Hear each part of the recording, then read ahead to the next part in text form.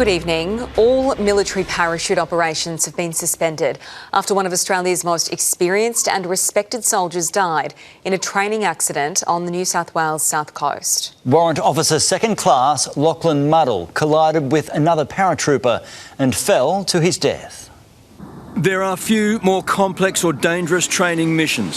High altitude, low light, night vision goggles on, free falling into darkness. Somehow, Warrant Officer Second Class Lachlan Muddle, a 19-year SAS veteran and parachute instructor, collided with another instructor.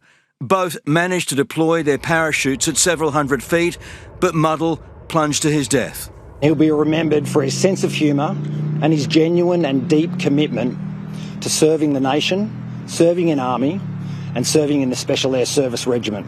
Muddle was 50 years old, a sniper and parachute specialist, leading a training course at the Jervis Bay military airfield. Both had thousands of parachute jumps between them. It does appear as though the parachutes have become tangled. In Parliament, they paid respects. I ask all to rise in their places. He was a seriously experienced Special Forces soldier. Australia has lost an honourable man, a patriot. All Defence Force parachute operations have now been suspended and multiple investigations launched, with the nation still awaiting the findings of the inquiry into the last parachute tragedy more than 2 years ago. Lance Corporal Jack Fitzgibbon, commando and son of former Defence Minister Joel Fitzgibbon, killed when his parachute failed to open. Mr Fitzgibbon calling Muddle today an Australian hero, still training younger soldiers prepared to make the same sacrifices like our son and brother Jack. A tragic reminder that preparing for war can be just as dangerous as taking part in one. Chris Reason, 7 News.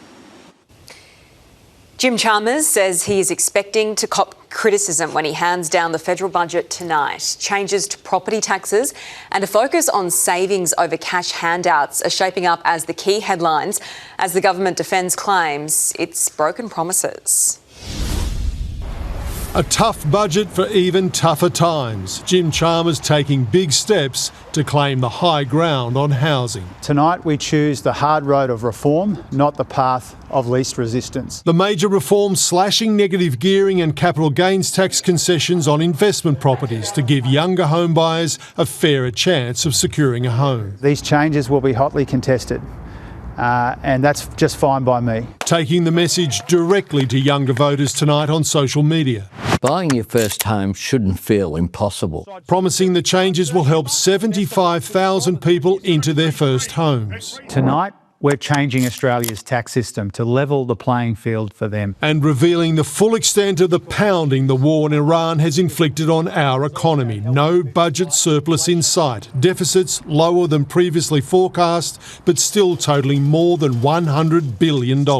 And debt soaring beyond $1 trillion and counting. It's because they can't manage their spending addiction, and they're coming after the hip pockets of Australians. There'll also be a small tax cut, about $5 a week, a $250 offset to be paid in tax returns next year. For small businesses and tradies, the $20,000 instant tax write-off becomes permanent, and $6 billion to make more medicines cheaper on the PBS. To pay for it, deep cuts. $35 billion from the NDIS, $3 billion from axing the private health insurance discount for over 65s, higher taxes on family trusts and cuts to the public service. Another thing that might be cut, trust in the government. The property tax changes breaking major election promises. I think there's three themes to today's budget: broken promises, broken promises and broken promises. When governments change their mind or come to a different view, then the responsibility is to front up and explain why you're doing that. And tonight, it's time to front up. This is a government stung by criticism that it hasn't done enough with its massive majority. But after tonight, it might just be criticised for doing too much. It will break major election promises to rebalance the property market, gambling that voters will forgive it because of the benefit it'll deliver to younger Australians. A political bet with house money. One of the main messages, though, from One Nation's stunning victory in that Farrer by-election the weekend is that voters are demanding change. And with this budget, Anthony Albanese and Jim Chalmers hope to deliver that change before voters change them. Max. Mark Riley in Canberra. And don't miss our 7 News budget special tonight. Michael Usher and Mark Riley breaking down what it all means for you and your family. Joining them, Australia's most qualified and respected experts from across finance and politics. And we'll have your say, the budget verdict from everyday Australians, starting at 9 p.m. A security guard has opened fire at an armed robber who targeted a truck full of cash in Hervey Bay. The thief made off with hundreds of thousands of dollars before being tracked down by police.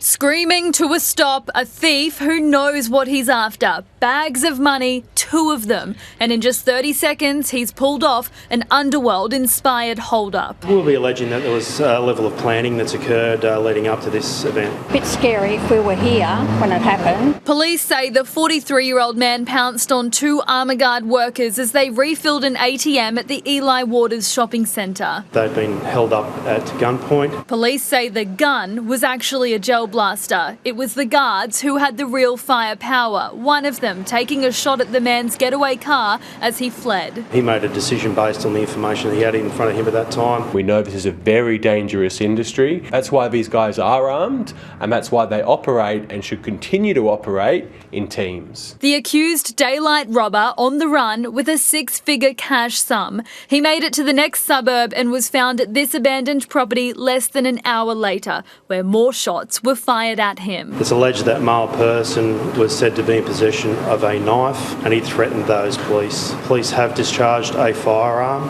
however no one was struck. Officers eventually caught the man in bushland and recovered the stolen money. We know these guys can be a target for organised crime. That risk has gone down due to things like GPS tracking, improved CCTV. A high-risk crime for no reward. Jade Richards, 7 News. 2 people have been arrested and charged after a stolen car chase across Moreton Bay. Police began tracking the vehicle on the north side around 10 a.m. It struck a police vehicle before coming to a stop on Leach's Road in Brendale. Get him! Get him! Get the dog! We ran out the front and there was about 15 to 20 odd cop cars all out the front and they all jumped out on top of his roof and everything. The black Range Rover also took out a light pole on Old Northern Road. Police say it was stolen from Tenerife overnight.